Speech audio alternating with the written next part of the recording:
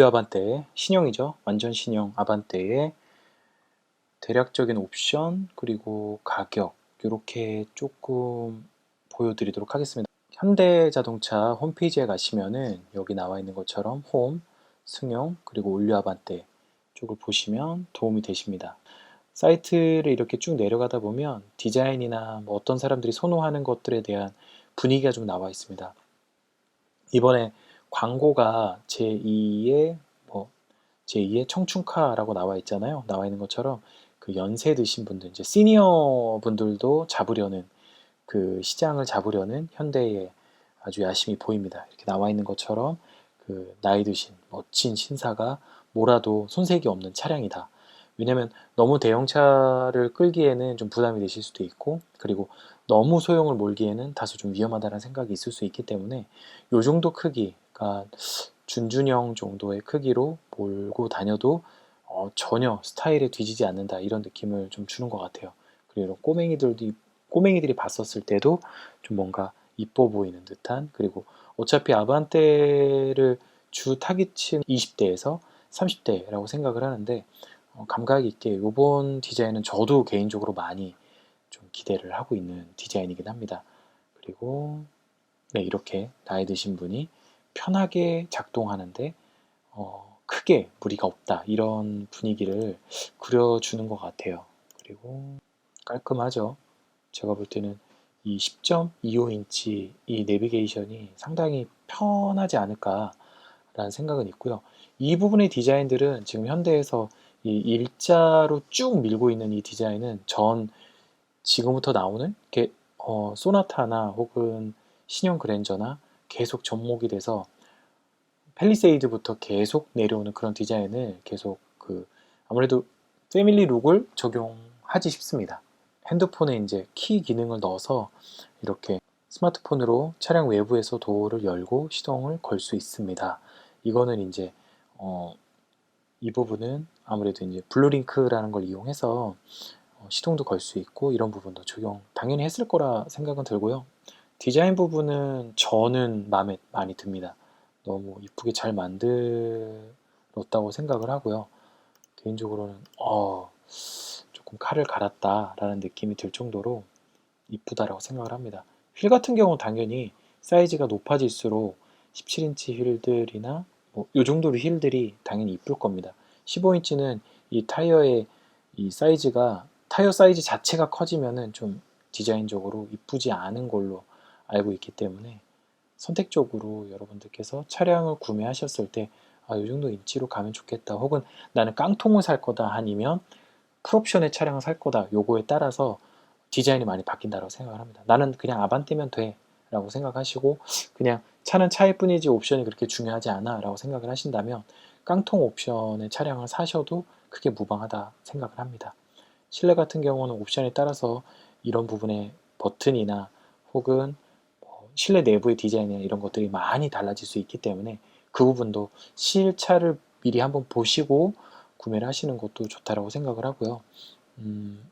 개인적으로는 프로토 에어컨이 좋다라고 생각을 해요. 그리고 이제 듀얼로 들어가니까 뭐 좌측하고 우측에 있는 사람이 별도로 나는 내 온도에 맞춰서 진행하는 부분이 좋다 생각을 하고요.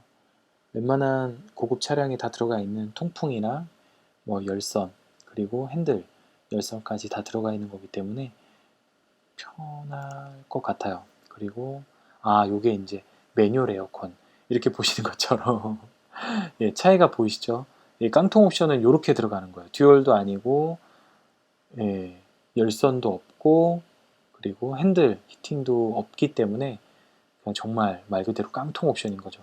이 정도는 들어가야 예, 광고 보니까 뭐 따뜻하게 해줘 뭐 이런 식의 얘기를 하면 온도도 올려주는 것 같은데 그런 옵션은 넣으시면 좋지 싶습니다. 그리고 파노라마 디스플레이 같은 경우는 이 계기판도 10.25인치, 이 내비게이션도 10.25인치이기 때문에 이 정도면은 제가 볼 때는 충분히 좋은 옵션을 가지고 있다고 생각을 하고요. 앰비언트 무드 램프 같은 경우는 뭐 여자분들이 많이 선호하지 않을까라는 생각은 있습니다. 그리고 실내 공간을 많이 넓혔다고 하는데 직접 타보지 않아서 저도 정확하게는 모르겠지만 이 모델분이 되게 날씬하시고 누가 봤었을 때 키가 작지만 키가 커 보이는 그런 느낌이실 수도 있어요. 하지만 아마 그 그랜저 XG 정도의 공간이 나왔다라는 말들도 좀 있고, 제 기억으로는 그 K3 최근에 나온 K3 실내가 그랜저 XG 공간만큼 비슷하게 나오는 것 같아요. 제가 친구가 그 차를 샀는데 제가 타본 결과 그거보다 조금 작거나 비슷한 느낌이라고 한다면 실내 공간이 많이 넓어진 거라고 보시면 됩니다. 그래서 4인 가족이 차를 타고 어디를 이동하시거나 장거리 이동하시는데 크게 무리가 없다라고 생각하시면 되고요. 그리고 뭐 에어벤트는 당연히 있으면 좋죠. 대신에 바람 세기를 조절하거나 온도를 조절할 수 있지는 않은 것 같고요. 그리고 뒷좌석 실내 공간은 직접 타보지 않았기 때문에 모르겠습니다. 그리고 인테리어는 좋은 것 같아요. 사이드 브레이크가 여기에 나와 있는 게 이제 어, 풋 브레이크라고 표현하나요? 그렇게 방식이 아니기 때문에 여기 공간이 조금 이제 약간 조금 좀 작게 협소하게 들어가지 않나 싶고요. 그리고 톤을 바꾸면 조금 실내 청소를 자주 하시는 분들이라고 하면 저는 이 색깔을 선택을 할 것 같고요. 그리고 그냥 무난하게 타고 싶다라고 하신다 그러면 이 톤을 사는 것도 나쁘지 않다 생각을 합니다. 대신에 우리나라 대부분의 차들이 실내 색깔이 대부분 블랙이에요. 그렇기 때문에 저는 이렇게 모던 그레이 인테리어라고 써져 있는데 이 색깔, 이 밝은 색깔을 타보시는 것도 전 좋다라고 생각을 해요. 저는 사실 거의 한 10몇 년 동안, 한 19년? 거의 20년 동안 거의 블랙의 그 컬러 실내의 인테리어 차량들을 많이 탔었어요. 그 이번에 차를 사게 되면 무조건 나는 환한 컬러로 가야겠다라는 생각을 했는데, 그래서 제 차 실내는 이런 느낌으로 갔습니다. 저는 상당히 만족하고 타고 있는데, 어, 그 가죽 시트를 좀 자주 닦아 주셔야 돼요. 그 클리너로. 근데 저는 지금 거의 못 닦고 있거든요. 그래서 애초에 그냥 이 블랙으로 갔어야 됐나라는 생각을 지금은 하고 있지만, 개인적으로 탈 때마다 이 기분의 느낌은 아주 잠깐 동안은 그래도 가기는 합니다. 핸들의 이제 이런 버튼 부분은 고급 승용차에 있는 모든 부분들의 적용을 비슷하게 하고 있는 것 같아요. 공기청정기가 요즘에는 이제 차에 들어가 있는 것 같아요. 이렇게. 그래서 좀 공기청정 시스템 이렇게 나와 있는 것처럼 편하게 어, 타시면 좋을 것 같고요. 개인적으로 옵션에 넣으시면 좋은 옵션 같은 경우는 운전석 자세 메모리 시스템이라고 있는데, 시트 포지션을 1번과 2번으로 나눠서 세팅을 해 놓으시면 거기에 맞춰서 이제 진행을 하는 거죠. 그래서 1번은 주로 저는 이제 와이프랑 같이 운전을 하는데, 제가 이번에 차를 구매했었을 때 꼭 필요한 옵션 중 하나가 이 메모리 시스템이었어요. 메모리 시트라고도 표현을 하죠. 이 왜 그러냐면 저희가 운전하는 경우가 되게 많은데, 급하게 뭐 운전자를 바꾸는 경우가 있다고 한다면 빨리 자리를 바꾸고 시트랑 사이드 밀러 다 조절을 해야 되는데 이게 너무 불편하거든요. 그래서 1번, 2번 이렇게 저장을 해놓고 언제든지 변경할 수 있는 게 전 좋다고 생각을 합니다.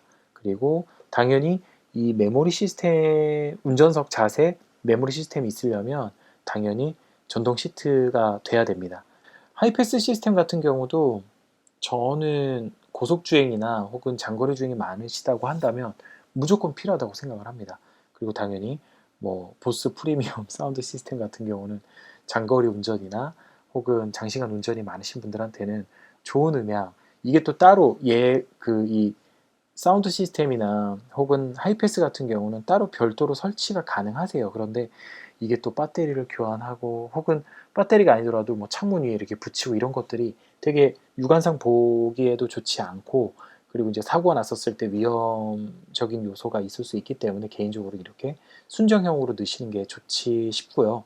그리고 사운드 같은 경우는 개인의 격차가 있기 때문에 들어보시고 마음에 드시면 하셔도 되고요. 만약에 나는 기본으로 했다가 나중에 추가로 설치해야지라고 하신다 그러면 구태여 이걸 선택하실 필요는 없다라고 생각을 합니다. 그리고 열선 스티어링 휠 같은 경우는 저도 이번에 차를 구매하면서 장착이 되어 있는 차량을 이제 중고로 구매를 했지만 겨울에 너무 좋아요. 정말 겨울에 외부 주차장에서 주차를 해놓고 시동을 건 다음에 예열을 하지 못한 상태에서 차를 타고 급하게 이동을 해야 됐었을 때 그 핸들을 딱 잡았었을 때 그 느낌 정말 힘듭니다. 정말 힘들고요. 너무 손이 시려워요. 저는 손가락으로 핸들을 돌릴 수 있으면 돌려야 되는, 뭐 오랜 동안 운전하셨던 분들은 지금의 제 기분을 알 거예요. 그렇기 때문에 열선 스티어링 휠은 무조건 넣어 주십시오. 필요한 옵션 중 하나입니다. 통풍도 있으면 좋아요. 통풍 같은 경우는 제네시스 DH 같은 경우는 통풍이 상당히 약하다라는 말이 많아요. 근데 제가 직접 타봤지만 정말 약합니다. 저희 장모님 차량이 렉스턴이거든요. 우와, 정말 시원해요. 4단까지 있는데 정말 추워요. 그 에어컨을 틀어놓고 너무 시원해가지고 와, 이건 진짜 그 통풍 시트는 무조건 필요하구나 라고 생각을 해서 차를 바꾸게 되면 중고차든 새 차든 통풍 무조건 넣는다 라고 생각을 했는데 제네시스 DH는 그렇게 시원하진 않습니다. 그래서 이것도 한번 타보시고 어느 정도의 시원함이 있는지, 그런데 있는 게 무조건 좋아요, 여름에는. 그리고 열선은 당연한 거고요. 뒷좌석도 열선 있는 걸 추천하는 편입니다. 왜냐하면 아이가 있는 경우에는 이 열선이 들어오고 안 들어오고가 차이가 크기 때문에 되도록이면 옵션에 넣어주시면 좋습니다. 이렇게 하다 보면 분명 풀옵션으로 가게 되실 겁니다. 그리고 최종 목적지 안내, 블루링크 가입 후 이용할 수 있습니다 라고 나와 있는데 이건 저도 한번 이용해 봐야겠네요. 저도 블루링크 가입이 되어 있고 시동을 항상 켜고 예열을 어느 정도 한 다음에 차량을 타는 편이고요. 여름에도 시원하게 에어컨을 온도 조절을 최대한 시원하게 할 수 있고요. 겨울에는 최대한 덥게 할 수 있습니다. 그래서 차를 탔었을 때 따뜻하다, 여름에는 시원하다 이런 느낌으로 타실 수 있으세요. 그렇기 때문에 블루링크는 무조건 가입하고 사용하시면 좋습니다. 요즘에 신차는 대부분 5년 아닌지 5년으로 알고 있는데 무조건 블루링크 가입하셔서 쓰십시오. 무조건 좋습니다. 이런 부분은 당연히 기본적으로 나와 있는 거기 때문에 스마트 스트림 가솔린 1.6 엔진, 123마력, 토크는 이거는 저는 잘 모르겠습니다. 복합 연비는 일단 15인치 타이어 기준으로는 15.4kg가 나온다고 하네요. 15.4kg면 제가 볼 때는 대단합니다. 지금 가솔린 가격도 지금 국제유가가 많이 떨어져가지고 1200원대도 저는 봤는데 이 정도면 1리터에 엄청난 연비죠. 따지면 되게 좋을 거라 판단이 됩니다.